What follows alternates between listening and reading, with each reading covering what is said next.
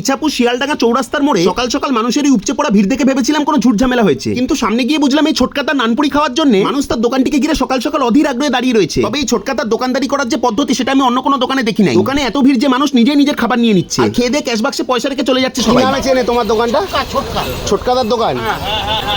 কি পাওয়া যায়? খালি নানপুরি। নানপুরি কত করে? 5 টাকা পিস। 5 টাকা পিস। আর কি তোমার দোকানে সবাই কি এরকম নিজের মতো করে নিয়ে নেয় নাকি? মতন করে যে যেমন আসবে খাবে দাবে পয়সা রাখবে চলে যাবে।